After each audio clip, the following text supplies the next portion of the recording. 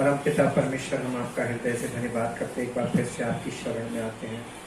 इससे पहले कि हम आपके पवित्र वचन को खोलें, पवित्र आत्मा हमारी अगुवाई करें और पवित्र आत्मा की अगुवाई में हम वचन को खोलें और उन बातों को देखें और समझें जो पवित्र आत्मा हमें दिखाना चाहता है, ताकि हम आपके इकलौते पुत्र प्रभु यीशु मसीह की उस महिमा को जो आरंभ से इस पुस्तक में है उसे समझ सकें और उस आपकी योजनाओं को जो आरंभ से इस पुस्तक में है समझ सकें और आपके इकलौते पुत्र के द्वारा आपकी महिमा कर सकें। पिता परमेश्वर, आपने अपने पुत्र को इस संसार में इसलिए भेजा कि जो परमेश्वर रहित लोग थे वे परमेश्वर को जाने, और यीशु मसीह ने हमें पवित्र आत्मा इसलिए दिया है ताकि वो हमें परमेश्वर की महिमा को दिखा सके और हमें परमेश्वर की महिमा की ओर लेकर चल जाए, ताकि हम सबका जीवन परमेश्वर की महिमा का कारण हो। सब अच्छी योजनाओं के लिए जो आपने हमारे लिए बनाई है धन्यवाद करते हैं और आपके इकलौते पुत्र यीशु मसीह के नाम से आपका धन्यवाद करके आपकी महिमा करना चाहते हैं। प्रार्थना को आपके इकलौते पुत्र यीशु मसीह के नाम से मांगते हैं, आमीन। परमेश्वर का धन्यवाद करते हैं अच्छे समय के लिए और इन पवित्र वचनों को जिन्हें हम आज देखेंगे इसके लिए परमेश्वर का बहुत धन्यवाद करते हैं कि उसकी योजनाएं हमारे लिए कैसी अद्भुत थी, जो समझ में तो नहीं आई लेकिन जब समझ में आई तो हमारा जीवन उसकी महिमा का कारण बनने लगता है। जिन जिन लोग के जीवन में परमेश्वर की योजनाएं पवित्र आत्मा के द्वारा खुलती जाती हैं वे लोग परमेश्वर की महिमा के पात्र बनते हैं और वे परमेश्वर को और इसके इकलौते पुत्र प्रभु यीशु मसीह के अलावा किसी और चीज की ओर कभी नहीं झुकते, क्योंकि उन्हें इस बात का पूरा ज्ञान हो जाता है, समझ मिल जाती है कि उसे छोड़ और कोई है ही नहीं। इसलिए हम परमेश्वर का बहुत धन्यवाद करते हैं।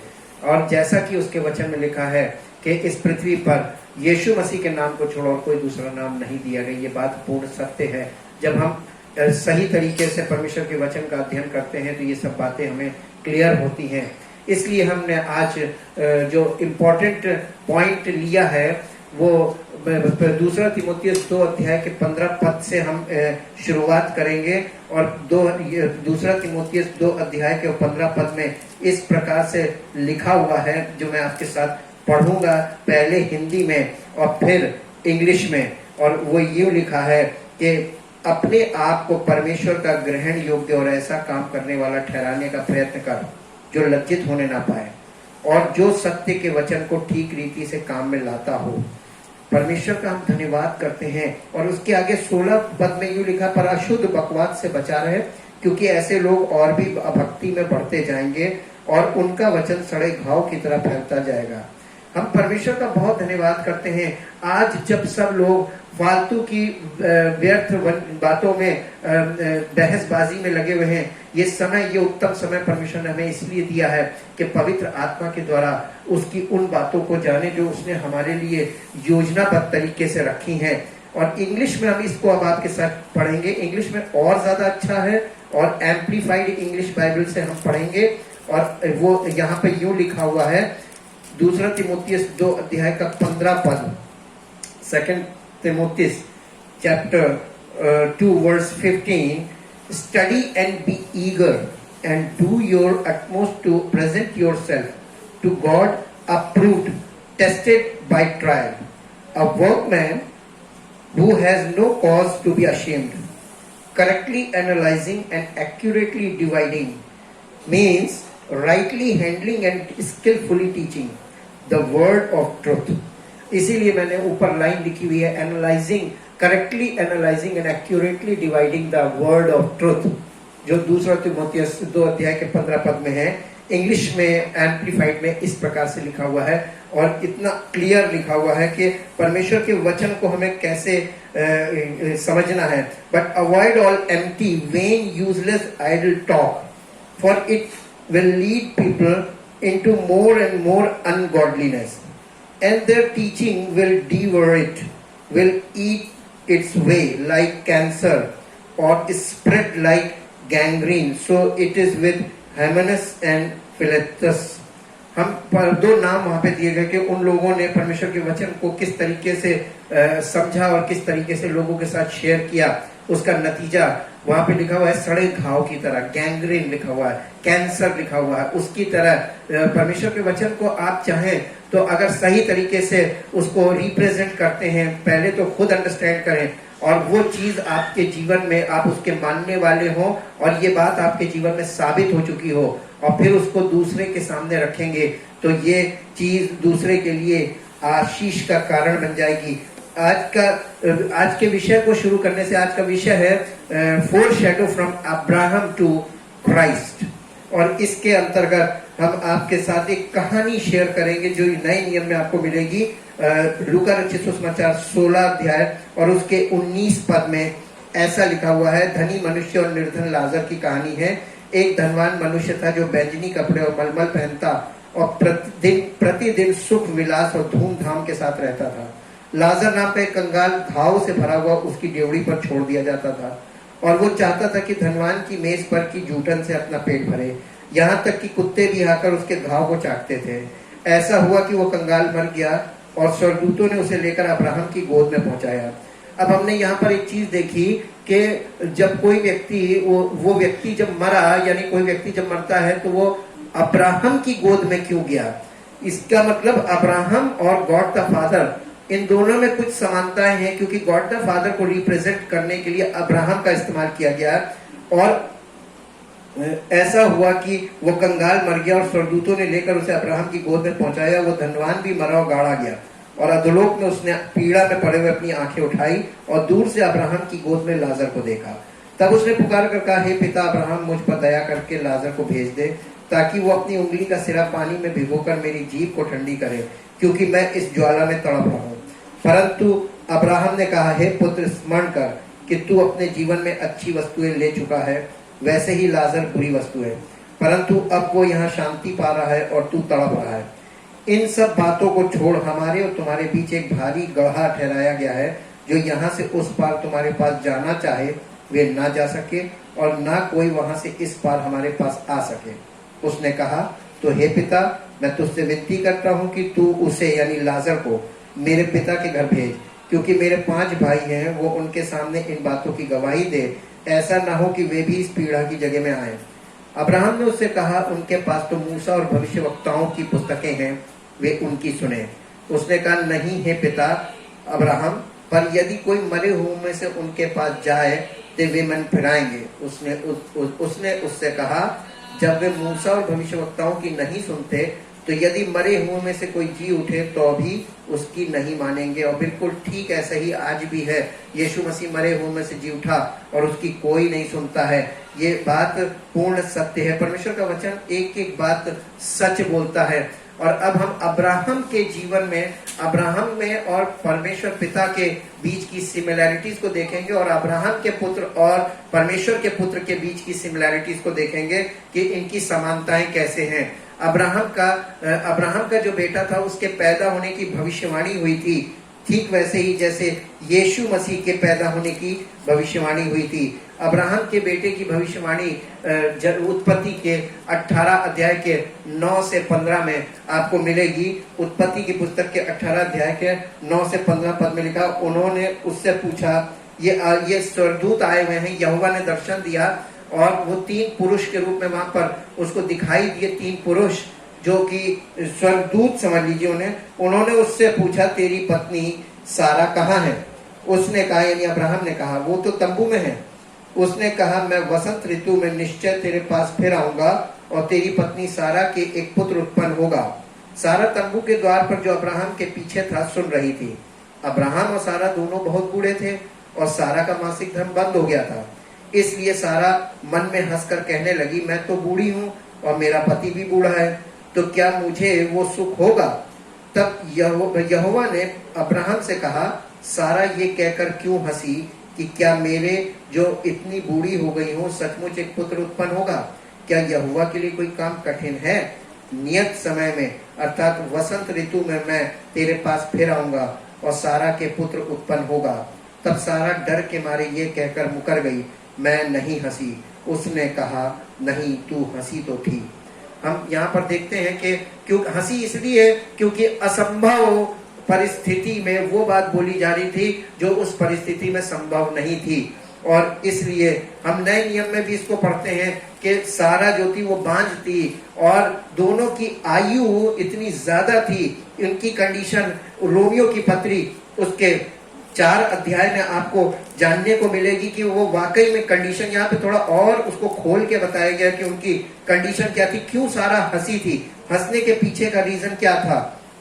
यहाँ पर लिखा हुआ है कि जैसा लिखा है, मैंने तुझे बहुत सी जातियों का पिता ठहराया है, 17 पद से 4 अध्याय के, उस परमेश्वर के सामने जिस पर उसने विश्वास किया और जो मरे हुओं को जिलाता है और जो बातें हैं ही नहीं उनका नाम ऐसे लेता है कि मानो वे हैं। उसने निराशा में भी आशा रखकर विश्वास किया, इसलिए कि उस वचन के अनुसार कि तेरा वंश ऐसा होगा, वो बहुत सी जातियों का पिता हो। वो जो 100 वर्ष का था, अपने मरे हुए से शरीर और सारा के गर्भ की मरी हुई सी दशा जानकर भी विश्वास में निर्बल न हुआ और न अविश्वासी होकर परमेश्वर की प्रतिज्ञा पर संदेह किया, पर विश्वास में दृढ़ होकर परमेश्वर की महिमा की और निश्चय जाना कि जिस बात की उसने प्रतिज्ञा की है वो उसे पूरा करने में भी समर्थ है। इस कारण ये उसके लिए धार्मिकता गिना गया। और ये वचन विश्वास उसके लिए धार्मिकता गिना गया, न केवल उसी के लिए लिखा गया वरन हमारे लिए भी, जिनके लिए विश्वास धार्मिकता गिना जाएगा, अर्थात हमारे लिए जो उस पर विश्वास करते हैं जिसने हमारे प्रभु यीशु मसीह को मरे हुओं में से जिलाया और हमारे धर्मी ठहरने के लिए उसे पकड़वाया नहीं, और हमारे लिए भी जो उस पर विश्वास करते हैं जिसने हमारे प्रभु यीशु को मरे हुओं में से जिलाया, वो हमारे अपराधों के लिए पकड़वाया गया और हमारे धर्मी ठहरने के लिए जिलाया भी गया। यहाँ पर भी इस प्रकार से क्लियर लिखा हुआ है। हम परमेश्वर का धन्यवाद करते हैं कि उसका वचन हमें उन बातों को भी साफ साफ दिखा भी देता है और बताता भी है कि परमेश्वर ने हमारे लिए कैसी योजनाएं बनाई हैं। और ठीक इसी प्रकार से जैसे उसके लिए पैदा होने के लिए भविष्यवाणी की थी, ठीक इसी प्रकार से यीशु मसीह के साथ भी, यीशु मसीह के पैदा होने के लिए भी किया गया था। लूका रचित सुसमाचार और उसका 1 अध्याय और उसके 26 पद से देखेंगे। यहाँ पर लिखा यीशु के जन्म की घोषणा। 6वें महीने में परमेश्वर की ओर से जिब्राइल स्वर्गदूत गलील के नासरत नगर में एक कुंवारी के पास भेजा गया जिसकी मंगनी यूसुफ नामक दाऊद के घराने के एक पुरुष से हुई थी। उस कुंवारी का नाम मरियम था। स्वर्गदूत ने उसके पास भीतर आकर कहा, आनंद और जय तेरी हो जिस पर ईश्वर का अनुग्रह हुआ है, प्रभु तेरे साथ है। वो उस वचन से बहुत घबरा गई और सोचने लगी कि ये किस प्रकार का अभिवादन है। स्वर्गदूत ने उससे कहा, हे मरियम भयभीत न हो, क्योंकि परमेश्वर का अनुग्रह तुझ पर हुआ है। देख तू गर्भवती होगी और तेरे एक पुत्र उत्पन्न होगा, तू उसका नाम यीशु रखना। वो महान होगा और परम प्रधान का पुत्र कहलाएगा और प्रभु परमेश्वर उसके पिता दाऊद का सिंहासन उसको देगा और वो याकूब के घराने पर सदा राज्य करेगा और उसके राज्य का अंत ना होगा। यहाँ पर देखिए दाऊद का सिंहासन भी है और याकूब का घराना भी है। अभी तक हम लोगों ने दाऊद के द्वारा मसीह तक पहुंचे थे, अब हम अब्राहम के वंश से चल रहे हैं, अब्राहम टू जीसस, और हम देखेंगे कि किस प्रकार परमेश्वर ने इस वंश को भी तैयार किया था। और इसी वंश से आगे, इसी वंश में आगे जाके दाऊद इसी वंश में से निकलता है और ये चीजें आके आपस में जुड़ जाती हैं। और इसका पहला हिस्सा तो ये था यशाया नबी की पुस्तक और उसके अध्याय 9 में, यशाया अध्याय 9 और उसके 6 और 7 पद में यीशु मसीह के पैदाइश के लिए बहुत हजारों वर्ष पहले ये भविष्यवाणी हो चुकी थी। और वो भविष्यवाणी लूका में अभी ने पढ़ी है, ये दोबारा हुई जब मदर मेरी को उसने दर्शन दिया था। यहाँ पर भी लिखा हुआ 9 अध्याय के 6 और 7 पद में, क्योंकि हमारे लिए एक बालक उत्पन्न हुआ, हमें एक पुत्र दिया गया और प्रभुता उसके कंधे पर होगी। उसका नाम अद्भुत युक्ति करने वाला, पराक्रमी परमेश्वर, अनंत काल का पिता और शांति का राजकुमार रखा जाएगा। उसकी प्रभुता सर्वदा बढ़ती रहेगी और उसकी शांति का अंत न होगा। इसलिए वो उसको दाऊद की राजगद्दी पर इस समय से लेकर सर्वदा के लिए न्याय और धर्म के द्वारा स्थिर किए और संभाले रहेगा। सेनाओं के यहोवा की धुन के द्वारा ये हो जाएगा और ऐसा हो चुका है। और दूसरी बात कि दोनों अब्राहम का बेटा उसके लिए जैसे प्रिय था, वैसे ही परमेश्वर का पुत्र प्रभु यीशु मसीह परमेश्वर के लिए प्रिय था। बिलवेड का मतलब वो बच्चा जिसको बाप सबसे अधिक चाहता हो और जिसके लिए वो सब कुछ छोड़ने को तैयार हो जाए, उसे बिलवेड बोलते हैं। और यहाँ पर ऐसा हुआ, उत्पत्ति 22 अध्याय के 15 पद से हम देखेंगे कि वो कितना बिलवेड था। इस बात को परमेश्वर ने डिक्लेयर किया। और हम लोग हमारे जीवन से भी परमेश्वर, जब हम हमारे जीवन में कोई कार्य हो और परमेश्वर उसे डिक्लेयर करे तो वो सही मानी जाती है। 22 अध्याय और उसके 15 से 18 पद में हम देखेंगे कि यहाँ पर डिक्लेरेशन हो रही है, कोई टेस्टिंग के बाद डिक्लेरेशन हो रही है। 22 अध्याय के 15 पद से, फिर यहोवा के दूत ने दूसरी बार स्वर्ग से अब्राहम को पुकार के कहा, यहोवा की ये वाणी है कि मैं अपनी ही ये शपथ खाता हूं कि तूने जो ये काम किया है कि अपने पुत्र वरन अपने इकलौते पुत्र को भी नहीं रख छोड़ा, इस कारण मैं निश्चय तुझे आशीष दूंगा और निश्चय तेरे वंश को आकाश के तारागण और समुद्र के तीर की बालू के किनकों के समान अनगिनत करूंगा।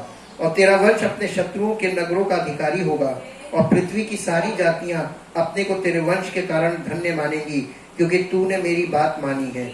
यहाँ पर जब अब्राहम की परीक्षा थी, उसने परमेश्वर ने उससे कहा था कि तू अपने बेटे को बलिदान कर दे। ये एक ऐसी परीक्षा थी जिसको अब्राहम ने पास किया, क्योंकि परमेश्वर से उसने इतना प्यार किया और उस पर इतना ज्यादा भरोसा किया कि उसे मालूम था कि परमेश्वर जिसने मुझे ये संतान दी है वो अगर ले भी लेगा तो इसके बदले में हमें दूसरी देगा। तो परमेश्वर पे उसका भरोसा ज्यादा अटल था, इसलिए उसने उस बच्चे को जिससे वो बहुत ज्यादा चाहता था और यानी इम्पॉसिबल कंडीशन में उसको वो बच्चा मिला था, उससे ज्यादा प्यार उसने परमेश्वर से किया। आज हम और आपको जब बहुत कुछ मिल जाता है तो हम धीरे धीरे हमारा परमेश्वर के प्रति प्रेम ठंडा होने लगता है। हम परमेश्वर से दूरी बनाते हैं और उन चीजों में बहुत ज्यादा टाइम इन्वेस्ट करने लगते हैं, समय देने लगते हैं और उन चीजों में इतना ज्यादा इन्वॉल्व हो जाते हैं कि हम परमेश्वर से दूरी बना लेते हैं। लेकिन परमेश्वर, जिसके वचन में ये लिखा हुआ है कि वो जलन रखने वाला ईश्वर है, जब हम परमेश्वर से सबसे ज्यादा प्यार करते हैं उसके बाद अपना बाकी समय हम बाकी चीजों में देते हैं तो परमेश्वर को कभी भी बुरा नहीं लगता। परमेश्वर चाहता है कि हम आनंदित रहें, खुश रहें और सब चीजों में आगे बढ़ें, लेकिन सबसे पहले वो ये चाहता है कि हम परमेश्वर को सबसे ज्यादा महत्व दें और उसको पहला स्थान अपने जीवन में दें। और अब्राहम ने ऐसा ही किया, परमेश्वर को पहला स्थान दिया, जिसके कारण परमेश्वर ने उसने इस परीक्षा को परमेश्वर के पास किया और उसने उसका ये बिलवेड सन जो था, वैसे ही परमेश्वर का भी बिलवेड सन था। परमेश्वर ने अपने पुत्र के विषय में आकाशवाणी करके ये बताया कि ये मेरा प्रिय पुत्र है, ही इज माई बिलवेड सन। जैसे यीशु मसीह पानी में से ऊपर आया और क्या नाम है, मत्ती 3:17 में, और देखो ये आकाशवाणी हुई, ये मेरा प्रिय पुत्र है जिससे मैं अत्यंत प्रसन्न हूं। अगर आप देखें तो परमेश्वर कार्यों से प्रसन्न नहीं होता है, क्योंकि यीशु मसीह ने अभी तक मिनिस्ट्री की या सेवकाई की शुरुआत तक नहीं की थी। उसने एक भी आश्चर्य कर्म नहीं किया था, उसने एक भी काम नहीं किया था, एक भी प्रचार नहीं किया था, उसने कुछ भी नहीं पब्लिकली ऐसा बोला था। परमेश्वर प्रसन्न किस लिए था? परमेश्वर अपने पुत्र से प्रसन्न था, क्योंकि उसे मालूम था कि ये मेरा पुत्र है, ये मेरा प्रिय पुत्र है। और अभी तो यीशु मसीह की परीक्षा भी नहीं हुई थी, पहले से उसने डिक्लेयर किया कि ही इज माई बिलवेड सन। और मत्ती 17 अध्याय के 5 पद में फिर से ये बात दोहराई गई कि आकाशवाणी होती है वहां पर 17 अध्याय और उसके 5 पद में, जब वो अपने कुछ खास चेलों के साथ वहां पे जाता है। यीशु के ने पास आकर नहीं, वो बोल ही रहा था कि उजले बादल ने उन्हें छा लिया और उस बादल में से ये शब्द निकला, ये मेरा प्रिय पुत्र है जिससे मैं प्रसन्न हूं, इसकी सुनो। यहाँ पर एक बात और जुड़ गई, परमेश्वर उससे अपने इकलौते पुत्र प्रभु यीशु मसीह से इतना प्रसन्न था कि वो उसने आकाशवाणी करके ये बात बोली कि इसकी सुनो। चेले अपनी बातें कर रहे थे, चेले लोगों, यीशु मसीह को बहुत से लोग सलाह देते थे, लेकिन यीशु मसीह को यह अनुमति नहीं थी कि लोगों की सलाह सुने, बल्कि उसको यह अनुमति थी कि लोग उसकी सलाह सुने, लोग उसकी सुने। इसलिए पिता ने ये डिक्लेयर किया, ये मेरा प्रिय पुत्र है, इसकी सुनो। अब तीसरी बात हम आते हैं कि दोनों के बारे में भविष्यवाणियां हुई। पैदा होने से पहले दोनों अपने अपने पिता के प्यारे थे और प्रिय थे। और तीसरी बात है, दोनों का जन्म अद्भुत तरीके से हुआ है। दोनों का जन्म अद्भुत तरीके से हुआ है, यानी पैदा होने की कोई कंडीशन नहीं, फिर भी पैदा हुए।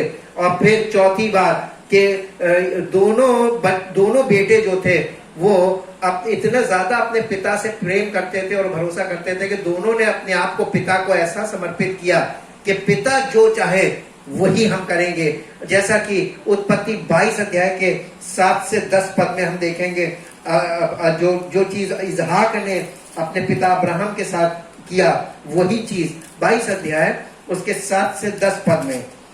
और यहाँ पर यूं लिखा हुआ है, जब वे उस स्थान को जिसे परमेश्वर ने उनको बताया तब पहुंचे, तब अब्राहम ने वहां वेदी बनाकर लकड़ी को चुन चुन कर रखा और अपने पुत्र इसहाक को बांध कर वेदी की लकड़ी के ऊपर रख दिया। अभी ये 7 पद से पढ़ेंगे। इसहाक ने अपने पिता अब्राहम से कहा, हे मेरे पिता। उसने कहा, हे मेरे पुत्र, क्या बात है? उसने कहा, देख, आग और लकड़ी तो है, पर होम बलि के लिए भेड़ कहाँ है? अब वो लड़का अपने ऊपर लकड़ियों को लादे चला जा रहा है और अपने पिता से पूछ रहा है, और इसकी उम्र इस समय 30 वर्ष के लगभग है, और वो अपने पिता से पूछ रहा है कि आग और लकड़ी तो है, पर मेमना कहाँ है? और उसके पिता ने उसे जवाब दिया, अब्राहम ने कहा, हे मेरे पुत्र, परमेश्वर होम बलि की भेड़ का उपाय आप ही करेगा। और वे दोनों संग संग आगे चलते गए।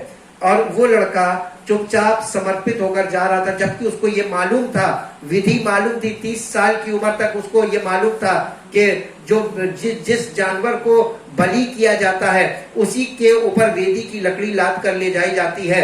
और वो स्वयं उस लकड़ी को ढो रहा था, वेदी की लकड़ी को, और उसको ये पता चल रहा था, लेकिन वो अपने पिता से सवाल कर रहा है और पिता ने भी उसको जवाब दिया। और इन दोनों की बातचीत में भी इतना जबरदस्त विश्वास झलकता है, और वो चीज उसके हृदय की पता चलती कि वो अपने मन में परमेश्वर पे कितना विश्वास करता था अब्राहम। जब वे उस स्थान को पहुंचे जिसे परमेश्वर ने उनको बताया था, पहुंचे, तब अब्राहम ने वहां वेदी बनाकर लकड़ी को चुन चुन कर रखा और अपने पुत्र इसहाक को बांधकर वेदी की लकड़ी के ऊपर रख दिया। लेकिन अभी भी उसने कोई विरोध नहीं किया, बल्कि चुपचाप समर्पित होकर बंद लिया। उसने कहा कि नहीं, मेरा बाप मुझे इतना प्यार करता है कि वो मुझे नहीं करेगा। और इसी तरीके से इसहाक अपने पिता पर भरोसा कर रहा था और अब्राहम अपने स्वर्गीय पिता पर भरोसा कर रहा था कि वो भी ऐसा नहीं करेगा। फिर अब्राहम ने हाथ बढ़ाकर छुरी को ले लिया कि अपने पुत्र को बलि करे। तब यहोवा के दूत ने स्वर्ग से उसको पुकार के कहा, हे अब्राहम, हे अब्राहम। उसने कहा, देख, मैं यहाँ हूँ। उसने कहा, उस लड़के पर हाथ मत बढ़ा और ना उससे कुछ कर, क्योंकि तूने जो मुझसे अपने पुत्र को, वरन अपने इकलौते पुत्र को भी नहीं रख छोड़ा। इससे अब मैं जान गया हूं कि तू परमेश्वर का भय मानता है। परमेश्वर ने इस बात को देख लिया कि वो परमेश्वर से कितना प्यार करता है और उसका भय मानता है कि उसने अपने बेटे के लिए छुरी भी उठा ली और अब वो बलि करने जा रहा था। ठीक ऐन वक्त पर उसी समय परमेश्वर की आवाज आई और परमेश्वर ने उसको रोक दिया उस काम को करने से। और उसने कहा कि जान गया कि तू परमेश्वर का भय मानता है। 13 पद में लिखा, तब अब्राहम ने आंखें उठाई और क्या देखा कि उसके पीछे एक मेढ़ा अपने सींगों से एक झाड़ी में फंसा हुआ है। अतः अब्राहम ने जाके उस मेढ़े को लिया और अपने पुत्र के स्थान पर उसे होम बलि करके चढ़ाया। परमेश्वर ने यहाँ पर एक चीज आप देखिए कि परमेश्वर ने उसके पुत्र के लिए और अब्राहम के लिए और अब्राहम के बेटों के लिए, उसकी संतान के लिए, उसकी जनरेशन के लिए ये मैसेज दे दिया था कि मैंने तुमको, तुम्हारे वंश को ग्रहण किया है, तुमसे प्यार किया, क्योंकि तुमने हमसे प्यार किया, हमने तुमको अपना लिया है, इसलिए मैं तुम्हारे लिए एक मेमना बलि होगा। यहाँ पर ये गॉस्पल है, उन्हें दिया गया था कि प्रभु यीशु मसीह ही वो मेमना है जो बलिदान होने के लिए आएगा और अब्राहम के सब वंशजों के लिए वो बलिदान होगा, जैसा कि आज प्रकट है। और इसके बाद उसमें लिखा हुआ है कि उसके बाद लिखा है, अब्राहम ने उस स्थान का नाम यहोवा यिरे रखा। इसके अनुसार आज तक भी कहा जाता है कि यहोवा के पहाड़ पर उपाय किया जाएगा। और आपको मालूम है एक सिमिलैरिटी और है इसके अंदर जो हिस्टोरिकल है, आर्कियोलॉजिकल है। ठीक जिस जगह पर अब्राहम अपने बेटे को बलि कर रहा था, जहां पर उसने वेदी बनाई थी, एग्जैक्ट दैट प्लेस, ठीक उसी स्थान पर वो कैलवरी फिट की गई थी जिस पर यीशु मसीह को बलिदान किया गया था। वो क्रूस गाड़ी गई थी जिस पर यीशु मसीह को बलिदान किया था। द एग्जैक्ट प्लेस वही गोलगत्था था। परमेश्वर ने उस स्थान को पहले से दिखा दिया था और परमेश्वर ने प्रोविजन पहले से बता दिया था कि परमेश्वर का इकलौता पुत्र मेमना बनकर आएगा और वो समस्त मानव जाति के पापों के लिए बलिदान होगा। और ठीक इसी प्रकार से प्रभु यीशु मसीह के विषय में भी हम देखते हैं कि विलिंग सन था, अपने पिता के लिए समर्पित था। यूहन्ना रचित सुसमाचार उसका 10 अध्याय, यूहन्ना रचित सुसमाचार उसके 10 अध्याय के 17 पद से हम देखेंगे। यहां पर यूं लिखा हुआ है, पिता इसलिए मुझसे प्रेम रखता है, यीशु मसीह कह रहा पिता इसलिए मुझसे प्रेम रखता है कि मैं अपना प्राण देता हूं कि उसे फिर ले लूं। कोई उसे मुझसे छीनता नहीं, वरन मैं उसे आप ही देता हूं। मुझे उसके देने का भी अधिकार है और उसे फिर ले लेने का भी अधिकार है। यह आज्ञा मेरे पिता से मुझे मिली है। यहाँ यीशु मसीह कितने कॉन्फिडेंस के साथ बात कर रहा है कि मैं अपना प्राण दे रहा हूं, अपनी इच्छा से दे रहा हूं। पिता ने उस पर इस चीज को थोपा नहीं, पिता ने उससे इस चीज के लिए राजी नहीं किया। जैसा कि अब्राहम ने अपने बेटे को राजी नहीं किया था, बेटा अपने आप पिता के साथ राजी होकर गया था, उसके साथ विलिंग था, उसके साथ बिल्कुल राजी रहता था। वैसे ही प्रभु यीशु मसीह अपने पिता के साथ उसकी हर बात में राजी रहता था और इस कोई सवाल नहीं उठाता था कि मेरे लिए ऐसा क्यों, मेरे साथ ऐसा क्यों होने वाला, मैं ऐसा नहीं कर पाऊंगा। वो अपने पिता के समर्पित था, जैसे वो अपने पिता को, अब्राहम का बेटा अपने पिता को समर्पित था, वैसे ही प्रभु यीशु मसीह अपने पिता को समर्पित था।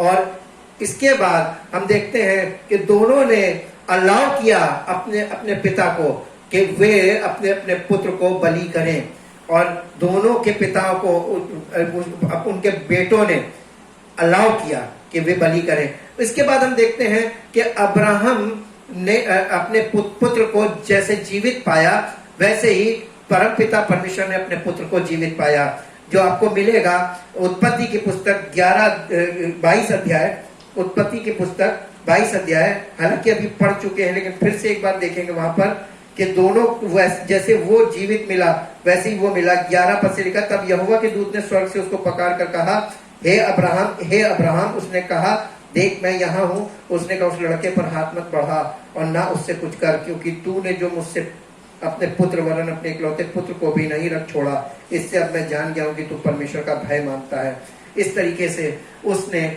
अपने पुत्र को जीवित पाया और उसके लिए एक सब्स्टिट्यूट वहां पर परमेश्वर ने दिया, जो कि एक चिन्ह था, ये उसके इकलौते पुत्र के बलिदान को दिखाता है। वो मेमना जो जगत के पाप को उठा लेने आता है। और नए नियम में ऐसा ही लिखा है कि यीशु मसीह वो मेमना है जो जगत के पाप को उठा ले जाता है। और फिर उसके बाद यीशु मसीह के जीवन में भी पिता ने उसको जीवित पाया, क्योंकि यीशु मसीह तीसरे दिन मुर्दों में से जी उठा और इससे नया नियम भरा पड़ा है। 1 वर्ष हो तो बताएं, तमाम वर्सेस हैं। प्रेरितों काम 1 अध्याय उसके 2 से 5 तक देख लीजिए। प्रेरितों के काम 1 अध्याय और उसके 2 पद से, उस दिन तक जब तक वो उन प्रेरितों को जिन्हें उसने चुना था पवित्र आत्मा के द्वारा आज्ञा देकर ऊपर उठाया ना गया, उसने दुख उठाने के बाद बहुत से पक्के प्रमाणों से अपने आप को उन्हें जीवित दिखाया और 40 दिन तक वो उन्हें दिखाई देता रहा और परमेश्वर के राज्य की बातें करता रहा।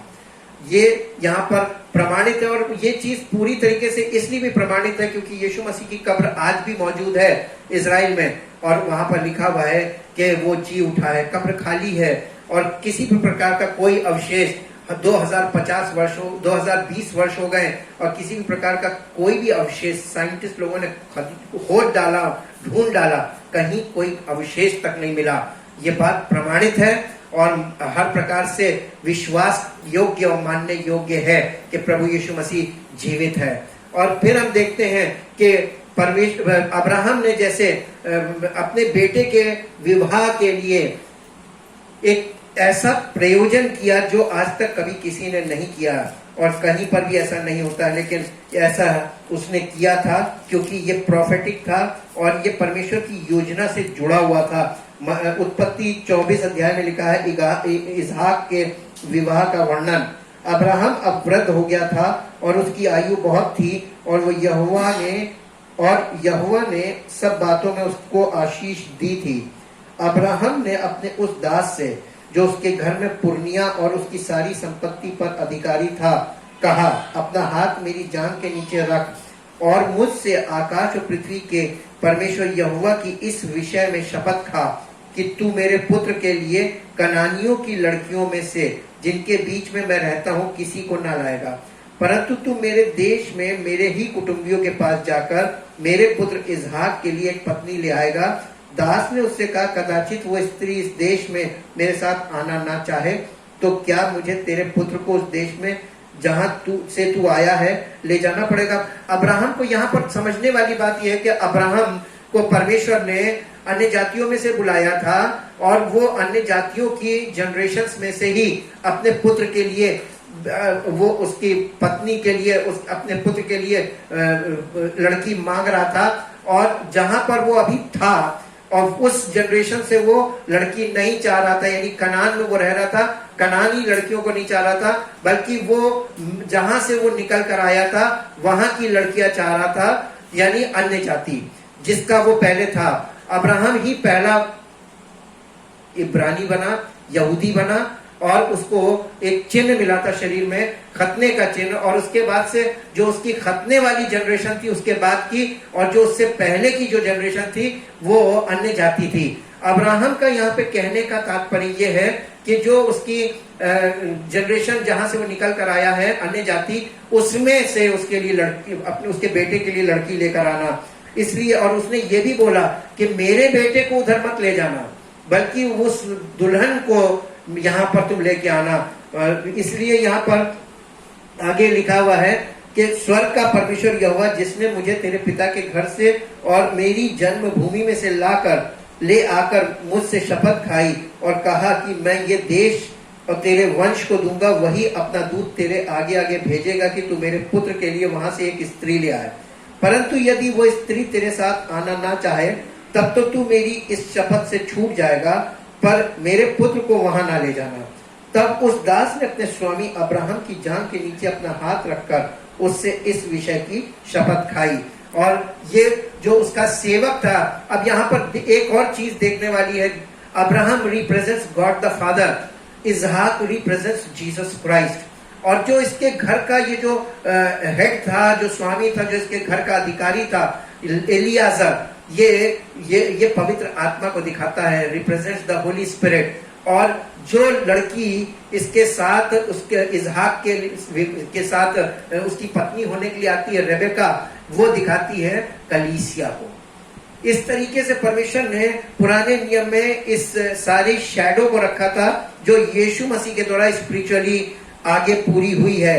अब हम प्रभु यीशु मसीह के विषय में देखते हैं कि परम पिता परमेश्वर ने अपने पुत्र के विवाह के लिए पवित्र आत्मा को उंडेला है और अन्य जातियों के लोगों को पवित्र आत्मा से परिपूर्ण करके आत्मिक तौर पर उसकी दुल्हन के तैयारी के लिए भेजा है।